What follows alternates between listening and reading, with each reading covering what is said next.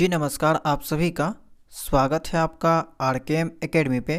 तो देखिए आज का ये वीडियो बहुत ही इन्फॉर्मेटिव रहने वाला है, क्योंकि आज के इस वीडियो में हम ई कल्याण स्कॉलरशिप के बारे में बहुत सारी जानकारी आपको देने वाले हैं। ठीक है, तो यहाँ पे कुछ सवाल है जो बार बार स्टूडेंट के द्वारा ई कल्याण स्कॉलरशिप को लेकर जो है वो पूछा जा रहा था। ठीक है, ई कल्याण स्कॉलरशिप का लास्ट डेट कब तक है, क्या क्या डॉक्यूमेंट्स आपका यहाँ पे लगेगा, कैसे आपको फॉर्म को फिल करना है, अदर स्टेट वाले क्या अप्लाई कर सकते हैं, एवं झारखंड के कौन कौन से स्टूडेंट जो है यहाँ पे ई कल्याण स्कॉलरशिप को अप्लाई कर सकते हैं, इन सभी चीज़ों के बारे में वन बाय वन बात करेंगे। अगर आपको याद होगा तो मैंने 5 नवंबर को ई कल्याण का जब ऑफिशियल नोटिस आया था, उस समय आपको अपडेट दिया था कि ई कल्याण का जो डेट है वो आ चुका है 2025 से 26 सेशन के लिए और पोस्ट मैट्रिक के लिए। ठीक है, उसके बाद मैंने ई कल्याण का कोई भी अपडेट बीच में नहीं दिया है, लेकिन स्टूडेंट का जो है यहाँ पे बार बार रिक्वेस्ट आ रहा था कि ई कल्याण का जो फॉर्म है वो कैसे भरना है, तो इसी कारण से यहाँ पे जो है वो ज़रूरी हो जाता है आपका जो है वो रिक्वेस्ट को फुलफ़िल करना। ठीक है, तो यहाँ पे हम लोग जो है वो कंप्लीट जानकारी जानने का प्रयास करेंगे। तो सबसे पहले देखते हैं कि आखिर ई कल्याण स्कॉलरशिप का जो लास्ट डेट है वो कब तक है। तो ये न्यूज़पेपर का कटिंग आपने पहले भी देखा होगा। ठीक है, लास्ट डेट के बारे में बात किया जाए तो 31/1/2026। ठीक है, स्टूडेंट के लिए यहाँ पे जो है 25 से 26 सेशन वाले स्कॉलरशिप के लिए लास्ट डेट जो है वो 31 जनवरी 2026 तक है। अब यहाँ पे देखिए कुछ चीज़ें आपको ध्यान में रखनी है, जैसे कि कहाँ से अप्लाई होगा। तो ई कल्याण का जो ऑफिशियल साइट है वहाँ से अप्लाई होगा, और अप्लाई करने से पहले आपको क्या करना है कि केवाईसी जो है आपका अपना बैंक अकाउंट जो भी है उसका केवाईसी होना चाहिए। ठीक है, देख लीजिएगा, केवाईसी होगा तो ठीक है, नहीं होगा तो आपको करवा लेना है। और पिछला बार मैंने ई कल्याण स्कॉलरशिप के बारे में वीडियो बनाया था, उम्मीद करते हैं कि आपने इस वीडियो को देख लिया होगा। अब चलते हैं यहाँ पे प्रोसेस के बारे में, और प्रोसेस जब हम आपको बताएंगे कि कैसे आपको फॉर्म को फिल करना है, उसी दौरान आपको ये भी पता चल जाएगा कि कौन कौन सा डॉक्यूमेंट्स जो है आपका यहाँ पे लगने वाला है। ठीक है, तो स्टेप 1 में आपको क्या करना है, सभी चीज़ें हम आपको स्टेप बाय स्टेप बताने वाले हैं। आपको जो ऑफिशियल साइट है उसको ओपन कर लेना है, ekalyan.cgg.gov.in। ठीक है, जैसे ओपन कीजिएगा आपके सामने कुछ ऐसा इंटरफेस जो है वो देखने को मिलेगा। तो इस पेज में आपको क्या सर्च करना है, यहाँ पे सर्च करना है छात्र लॉगिन का ऑप्शन। ठीक है, छात्र लॉगिन पे जैसे ही आप क्लिक कीजिएगा, यहीं से आपका क्या होगा, लॉगिन भी होगा और रजिस्ट्रेशन भी होगा। ठीक है, अगर आपको यहाँ पे जैसे कि फर्स्ट टाइम आप यहाँ पे रजिस्टर करना चाहते हैं, ई कल्याण स्कॉलरशिप पहले नहीं लिए हैं, फर्स्ट टाइम इस वेबसाइट में आए हैं, तो आपको यहाँ पे सबसे पहले रजिस्ट्रेशन करना होगा। लेकिन अगर आप यहाँ पे पहले रजिस्ट्रेशन कर चुके हैं, ठीक है, तो आपको यहाँ पे लॉगिन करना होगा। ठीक है, लेकिन अगर आप लोग न्यू कोर्स में एडमिशन लिए हैं, जैसे कि बहुत सारे स्टूडेंट हमारे साथ बीएड वाले स्टूडेंट हैं, तो जाहिर सी बात है आप लोगों ने न्यू कोर्स में एडमिशन लिया है, तो हम आपको यही कहेंगे कि आप लोग जो वो न्यू रजिस्ट्रेशन कर लीजिएगा। ठीक है, आवेदन कैसे करना है यहाँ पे भी आप लोग क्लिक करके इसके बारे में जानकारी प्राप्त कर सकते हैं, लेकिन सभी चीज़ें हम आपको यहाँ पे बता देंगे। तो सबसे पहले आपको छात्र लॉगिन पे क्लिक करना है। इसके बाद आपका जो वो सेकेंड वाला स्टेप आएगा, छात्र लॉगिन पे जैसे क्लिक कीजिएगा आपके पास ये वाला फॉर्म ओपन हो जाएगा, जहाँ पे आपको जो है वो देखिए पंजीकरण का ऑप्शन है, यानी कि रजिस्ट्रेशन का, इसमें आपको टिक करना है। उसके बाद आपके सामने मोबाइल नंबर का डालने के लिए ऑप्शन आएगा, मोबाइल नंबर डालिएगा, कुछ बेसिक इन्फॉर्मेशन आपको डालना होगा, फिर जाके आप जो वहाँ पे रजिस्ट्रेशन कर पाएंगे। ठीक है, तो रजिस्ट्रेशन करना आसान है, ज़्यादा यहाँ पे समस्या आपको नहीं आएगी, बस आपको इस पर क्लिक करना है और साथ में आप यहाँ पे मोबाइल नंबर या OTP पे क्लिक कीजिएगा, जो भी ऑप्शन आएगा उसमें क्लिक करके आप रजिस्ट्रेशन जो वो कर लीजिएगा। ठीक है, पंजीकरण कर लीजिएगा, ज़्यादा यहाँ पे आपको समस्या नहीं आएगी। पंजीकरण जैसे कीजिएगा तो वहाँ पे आपको पासवर्ड वगैरह भी डालने के लिए कहा जाता है, तो आपको अपना मोबाइल नंबर और पासवर्ड याद रखना है, सेव करके रख लेना है, उसी के माध्यम से आप जो है यहाँ पे लॉगिन कर पाएंगे और अपना एप्लीकेशन स्टेटस को चेक कर पाएंगे। ठीक है, तो रजिस्ट्रेशन करने के बाद, पंजीकरण करने के बाद फिर से आपको इसी वेबसाइट पे आ जाना है, इसी ऑप्शन पे आ जाना है, और यहाँ पे आपको जो है वो आवेदन करे वाले वेबसाइट पे टिक करना है। ठीक है, OTP अगर है तो OTP से आप यहाँ पे लॉगिन कर सकते हैं, या फिर पासवर्ड आपको अगर याद है तो पासवर्ड से लॉगिन कर सकते हैं। ठीक है, तो यहाँ पे आपको मोबाइल नंबर और पासवर्ड टाइप करके जो लॉगिन कर लेना है। लॉगिन करने से पहले हम आपको बता दें कि कौन कौन सा डॉक्यूमेंट्स आपको लगेगा। तो देखिए इसके जो ऑफिशियल साइट है उसी में लिख रखा है कि कौन कौन सा जो है डॉक्यूमेंट्स लगेगा। तो केवल जेपीजी फाइलें स्वीकार की जाएगी और प्रत्येक फाइल का जो आकार है वो आपका 1 MB से अधिक नहीं होना चाहिए, ठीक है। किसी भी चीज़ का PDF आपको नहीं लगेगा, सबका आपका जो है वो जेपीजी फॉर्मेट लगेगा। पासपोर्ट आकार का फोटोग्राफ देना होगा, आवासीय प्रमाण पत्र यानी कि रेसिडेंशियल सर्टिफिकेट लगेगा, जाति प्रमाण पत्र लगेगा, इनकम सर्टिफिकेट लगेगा, कॉलेज के द्वारा जो बोनाफाइड सर्टिफिकेट दिया जाता है उसको आपको यहाँ पे देना होगा, छात्र का पिछला वर्ष का मार्कशीट यानी कि अगर आपने अभी बीएड में एडमिशन लिया है तो इससे पहले आपने जो भी कोर्स किया है, चाहे मास्टर डिग्री हो गया या ग्रेजुएशन हो गया, वो वाला मार्कशीट जो वो आपका यहाँ पे लगेगा, ठीक है। लास्ट सेमेस्टर वाला आप लोग दे सकते हैं। इसके अलावा कॉलेज द्वारा जारी शुल्क रसीद, जो भी रेसिप्ट आपको मिलता है वो भी आपको इस बार जो वो लगेगा। पहले ये वाला नहीं लगता था, लेकिन अब जो वो ये वाला भी आपको देना पड़ेगा। और एक चीज़ यहाँ पे हम आपको बता दें कि जनरल और EWS वाले स्टूडेंट जो वो यहाँ पे एक कल्याण स्कॉलरशिप नहीं फिल कर सकते हैं। केवल ST, SC और BC1 और BC2 यही 4 कैटेगरी के स्टूडेंट जो है यहाँ पे इस फॉर्म को फिल कर सकते हैं, ठीक है। जनरल EWS वाले स्टूडेंट नहीं फिल कर सकते हैं। तो ये चीज़ आपको समझ में आ गया कि क्या क्या डॉक्यूमेंट्स आपको लगेगा। अच्छा, डॉक्यूमेंट्स में आपको एक चीज़ ध्यान में रखना है कि इनकम जो है, इनकम का वैलिडिटी आप लोग चेक कर लीजिएगा और कास्ट सर्टिफिकेट का वैलिडिटी चेक कर लीजिएगा, क्योंकि झारखंड में देखने को मिलता है कि जो कास्ट सर्टिफिकेट का जो वैलिडिटी है वो 1 साल का रहता है। और अगर आपके पास कास्ट सर्टिफिकेट है तो उसके नीचे जो वो लिखा हुआ रहता है कि वैलिड अप टू इतना, ठीक है, डेट लिखा होता है, तो उसको देख लीजिएगा। अगर इनवैलिड हो गया है, एक्सपायर हो गया है, तो उसको फिर से बना लीजिएगा। इनकम सर्टिफिकेट भी 6 महीना तक वैलिड रहता है, इसको भी एक बार चेक कर लीजिएगा, ठीक है। 6 महीना या 1 साल तक रहता है, इसको चेक कर लीजिएगा कि कब तक वैलिड है, और अगर इनवैलिड हो गया होगा तो एक बार बना लीजिएगा, ठीक है। क्योंकि आप लोग यहाँ पे रिस्क नहीं लीजिएगा, क्योंकि छोटा मोटा अमाउंट आपको यहाँ पे बीएड में नहीं मिलता है। 60,000, 70,000, 80,000 तक आपको स्कॉलरशिप देखने को मिलता है, ठीक है। अगर आप BC1, BC2 कैटेगरी से बिलोंग करते हैं तो आपको 60K तक आपको स्कॉलरशिप देखने को मिलेगा फर्स्ट ईयर में, फिर सेकेंड ईयर में भी इतना देखने को मिलता है। अगर आप ST, SC से बिलोंग करते हैं तो आपको 80K तक देखने को मिलता है। तो इसी कारण से बहुत बड़ा अमाउंट है, इसी कारण से आप लोग प्रयास कीजिएगा कि कोई भी मिस्टेक नहीं हो, ठीक है। ये चीज़ आपका हो गया। अब ये सब आप रेडी कर लीजिएगा। रेडी करने के बाद आपको यहाँ पे लॉगिन कर लेना है। अब लॉगिन के बाद क्या आपके सामने आएगा, तो आपका फॉर्म जो है वो ओपन हो जाएगा, ठीक है। यहाँ पे देखिए लॉगिन करने के बाद आपके सामने कुछ ऐसा ऑप्शन भी देखने को मिलेगा जहाँ पे आपका रजिस्ट्रेशन डिटेल देखने को मिलेगा, ठीक है। और यहाँ पे आप देख सकते हैं कि एकेडमिक ईयर 25 से 26 post matric fresh application registration 2025 से 26 सेशन के लिए यहाँ पे जो है वो अप्लाई ऑनलाइन का ऑप्शन है, इसमें आपको क्लिक कर लेना है, ठीक है। बाकी इससे पहले का जितना भी रजिस्ट्रेशन था ये सब क्लोज हो चुका है। केवल अभी जो है आपका पोस्ट मैट्रिक में 25 से 26 सेशन का स्कॉलरशिप फिल हो रहा है। यहाँ पे जैसे ही आप अप्लाई ऑनलाइन पे क्लिक कीजिएगा आपके सामने फॉर्म जो है वो ओपन हो जाएगा, ठीक है।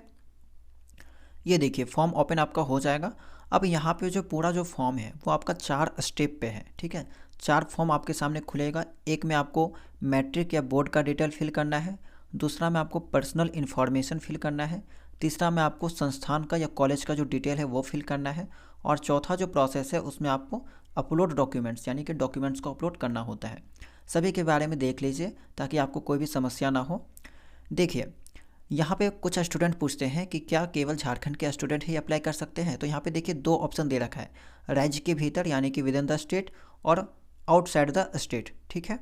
तो दोनों टाइप के स्टूडेंट जो है अप्लाई कर सकते हैं अगर आप रिजर्व कैटेगरी से बिलोंग करते हैं तो, ठीक है। तो इसको आप लोग देख लीजिएगा, मैंने आपको जवाब दे दिया, ठीक है। तो अगर आप झारखंड से बिलोंग करते हैं या फिर झारखंड के बाहर हैं तो भी आप अप्लाई कर सकते हैं, ठीक है। मैट्रिक यानी कि 10वीं पास का प्रकार यहाँ पे टाइप करना है कि कौन सा बोर्ड से आपने पास किया है, JEC से, CBSE से, ICSE से। तो जो भी आपको यहाँ पे आपने पास किया है वो वाला यहाँ पे ऑप्शन खुलेगा, उसको फिल कर दीजिएगा। 10th का जो एडमिट कार्ड नंबर है उसको यहाँ पे फिल करना है। डेट ऑफ बर्थ फिर यहाँ पे ऑटोमेटिक आ जाएगा, रजिस्ट्रेशन जो आपने किया होगा वहाँ से आपका इन्फॉर्मेशन जो ऑटोमेटिक यहाँ पे ले लिया जाएगा। जेंडर फिल करना है। अब 10th में आपने कौन सा ग्रेड से पास किया है, कौन सा डिवीजन आया है वो फिल करना है। उसके बाद आपको नेक्स्ट कर देना है, ठीक है। नेक्स्ट कीजिएगा तो आपके सामने सेकेंड वाला जो पर्सनल इन्फॉर्मेशन है उसका फॉर्म ओपन हो जाएगा। ये वाला है सेकेंड फॉर्म आपका पर्सनल इन्फॉर्मेशन का, ठीक है। इसमें जो टेक्स्ट है वो थोड़ा सा छोटा छोटा है क्योंकि फॉर्म जो बड़ा था इसी कारण से इसका मैंने स्क्रीनशॉट लिया है। यहाँ पे कुछ आपको इन्फॉर्मेशन फिल करना है, जैसे कि फादर का नाम है, ठीक है, उनका यहाँ पे फ़ोन नंबर है, ईमेल आईडी अगर है तो अवेलेबल है तो आप लोग फिल कर सकते हैं। मदर का आपका जो माता का नाम है, ठीक है, फ़ोन नंबर आपको फिल करना है, उनका अगर ईमेल आईडी है तो फिल कर सकते हैं, नहीं है तो कोई बात नहीं, आप लोग आगे बढ़ सकते हैं, ठीक है, या अपना वाला भी फिल कर सकते हैं। अभिभावक का फिल करना है, तो देखिए अगर आपने यहाँ पे पिता का नाम, यहाँ पे माता का नाम फिल किया है तो यहाँ पे आपका जो पिता या माता का नाम नहीं लेगा, ठीक है, आप यहाँ पे अपनी बहन का या फिर बड़े भाई जो भी है उनका नाम फिल करके आगे बढ़ सकते हैं। तो सेम यहाँ पे नाम फिल करना है, मोबाइल नंबर और ईमेल आईडी को फिल करना है, ठीक है। आगे है आपका ईमेल आईडी, मोबाइल नंबर, ये आपका ऑटोमेटिक रजिस्ट्रेशन वाला डिटेल से आ जाएगा। इसके बाद है आपका प्रेजेंट कम्युनिकेशन एड्रेस, ठीक है, यहाँ पे आपको अपना एड्रेस फिल करना है। और सेकंड जो है आपका परमानेंट एड्रेस, तो दोनों में से आप सेम एड्रेस भी फिल कर सकते हैं। एड्रेस से आपको यहाँ पे ज़्यादा दिक्कत जो वो देखने को नहीं मिलती है, ठीक है।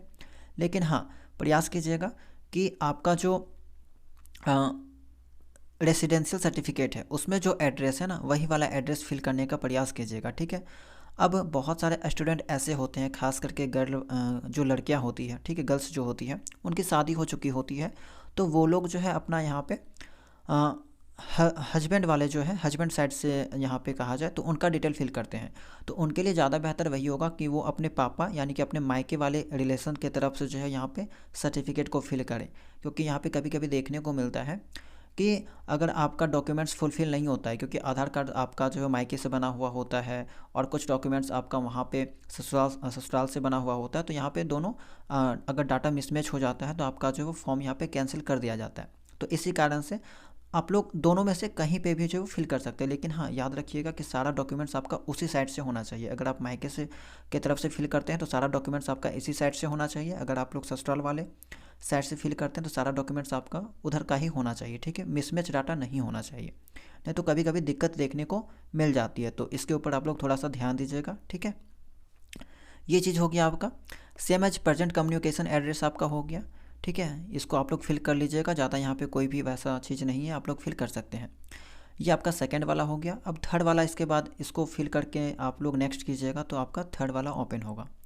थर्ड वाला में आपको कॉलेज का डिटेल फिल करना होता है, ठीक है। अब कॉलेज का यहाँ पे आप लोग देख सकते हैं कि आपने जिस भी कॉलेज पे एडमिशन लिया है वो कॉलेज आपका जो है, उस कॉलेज में आपका वो मतलब कि वो जो कॉलेज है आपका ई कल्याण से रजिस्टर है या फिर नहीं है।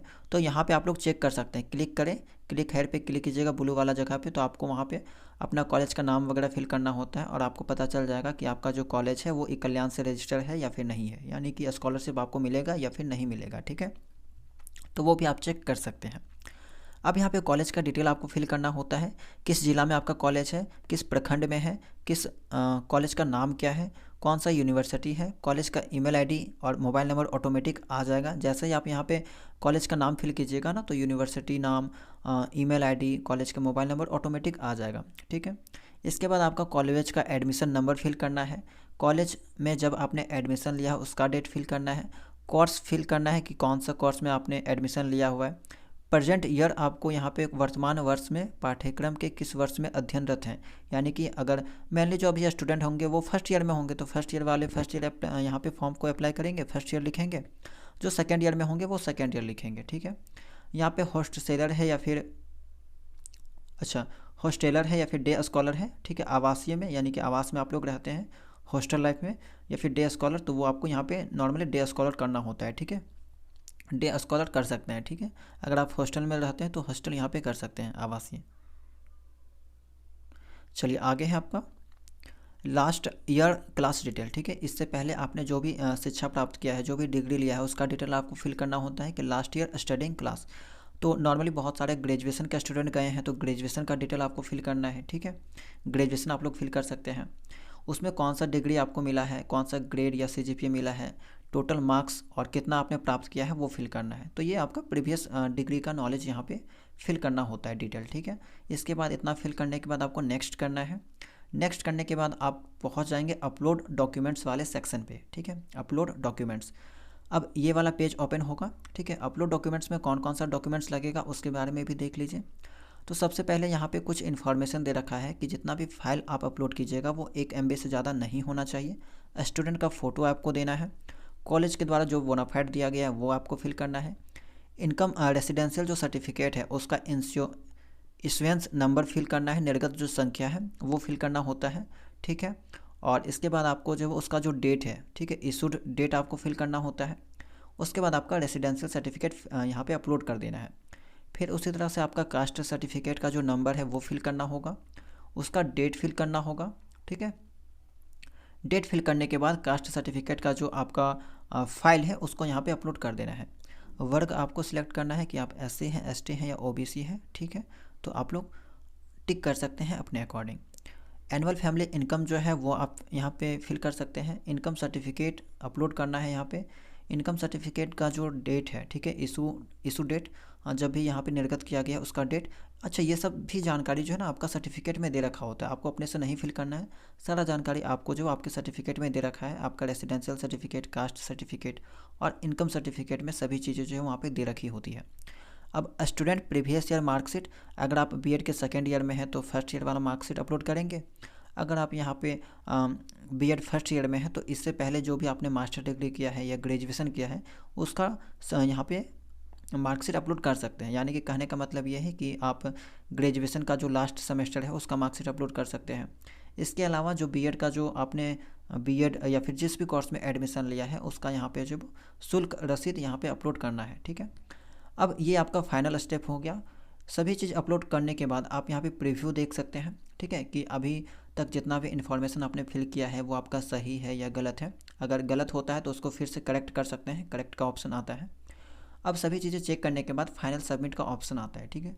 फाइनल सबमिट आपको कर देना है। यहाँ पे कोई भी किसी भी प्रकार का फीस वगैरह आपको नहीं लगता है।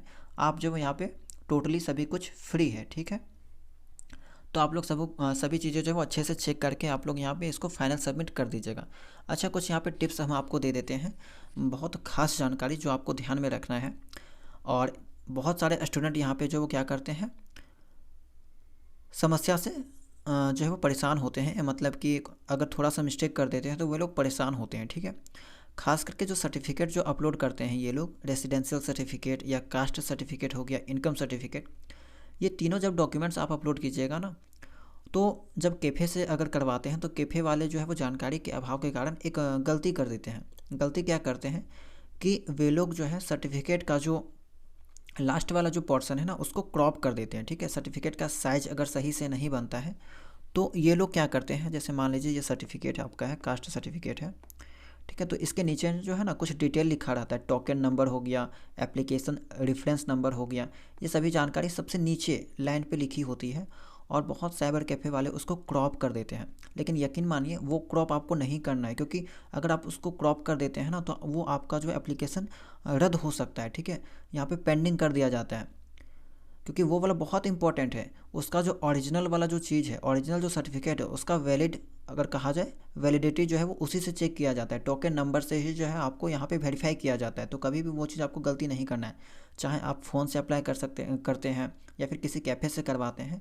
तो ये सभी चीज़ें जो आपको ध्यान में रखनी है कि नीचे का जो टोकन नंबर है, एप्लीकेशन जो रेफरेंस नंबर है, वो सभी जानकारी आपका वहाँ पर होना चाहिए, ठीक है। और टोकन नंबर आपका तीनों में रहता है, चाहे आपका कास्ट सर्टिफिकेट हो गया, चाहे आपका इनकम सर्टिफिकेट हो गया या रेसिडेंशियल सर्टिफिकेट हो गया, तीनों में आपका token number, application reference number वगैरह जो वो देखने को मिलता है। तो कभी भी इसको क्रॉप नहीं करना है, नहीं तो फिर दिक्कत आएगा, ठीक है।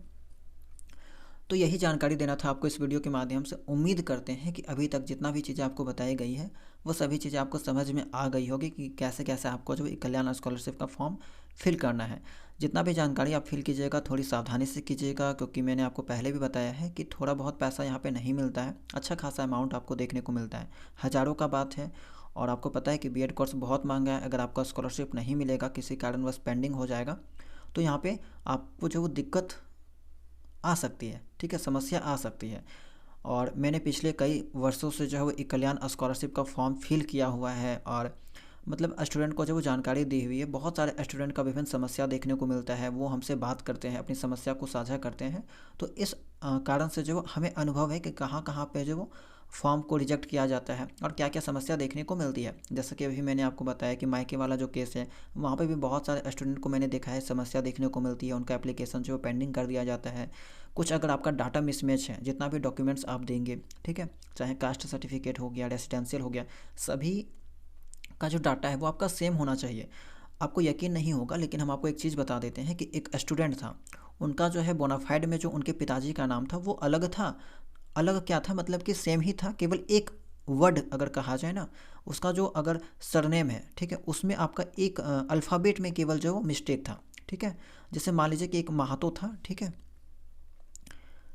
एक में क्या था, महातो था, और एक में क्या हुआ था कि उनका नाम में MH ए के मतलब कि एच के बाद केवल ए आ गया था उनके सर्टिफिकेट में। इस कारण से उनका जो एप्लीकेशन है वो पेंडिंग कर दिया गया था। तो इतना छोटी छोटी चीज़ों को आपको ध्यान में रखना है कि सभी जो डाटा है वो आपका सेम होना चाहिए, मिसमैच नहीं होना चाहिए। हाँ, कभी कभी क्या होता है कि ये छोटी छोटी चीज़ों पे लोग ध्यान नहीं देते हैं और एप्लीकेशन को अप्रूव कर देते हैं, लेकिन अगर सही इंसान के पास चला जाए आपका एप्लीकेशन, तो यकीन मानिए ये छोटी छोटी चीज़ों के कारण आपका एप्लीकेशन रद्द हो सकता है, पेंडिंग कर दिया जा सकता है, ठीक है। तो इसी कारण से आप लोग जो ये वाला नौबत नहीं आने दीजिएगा, सभी डाटा को अच्छे से मैच कर लीजिएगा, नहीं तो मिसमैच हुआ तो आपको समस्या आ सकती है। तो यहाँ पे उम्मीद करते हैं कि अभी तक जो वो सभी सवालों का जवाब आपको मिल गया होगा कि एक कल्याण स्कॉलरशिप का लास्ट डेट पता चल गया आपको, क्या क्या डॉक्यूमेंट्स लगेगा मैंने आपको बता दिया, ठीक है।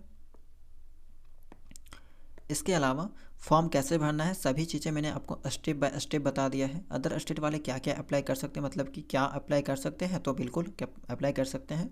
कौन कौन अप्लाई कर सकते हैं, तो वही आपका ST SC और OBC वाले स्टूडेंट, ठीक है। इसके अलावा भी आपका कोई सवाल है तो आप लोग कमेंट सेक्शन में ज़रूर पूछ सकते हैं, या फिर डायरेक्टली जो है वो टेलीग्राम चैनल से कांटेक्ट कर सकते हैं। टेलीग्राम चैनल में से या फिर वहाँ पे आईडी है, ठीक है, आपको आईडी पता होगा अगर आप पहले से जुड़े होंगे तो, या फिर आपको डिस्क्रिप्शन बॉक्स में आईडी देखने को मिल जाएगा, वहाँ से भी आप जो वो अपना सवाल पूछ सकते हैं, ठीक है। जब भी हमको समय मिलेगा हम आपको रिप्लाई ज़रूर कर देंगे, ठीक है।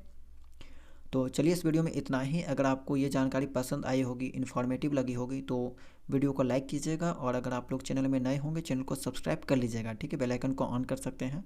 और टेलीग्राम चैनल से नहीं जुड़े होंगे तो ज्वाइन कर लीजिएगा, क्योंकि यहाँ पे हम आपको जो वो टीचिंग फील्ड से रिलेटेड सभी जानकारी देने का प्रयास करते हैं, और आगे जितनी भी जानकारियाँ आएगी हम आप तक जो वो सभी चीज़ें साझा करने का प्रयास करेंगे, ठीक है। तो चलिए मिलते हैं हम लोग नेक्स्ट वीडियो में किसी नए जानकारी के साथ।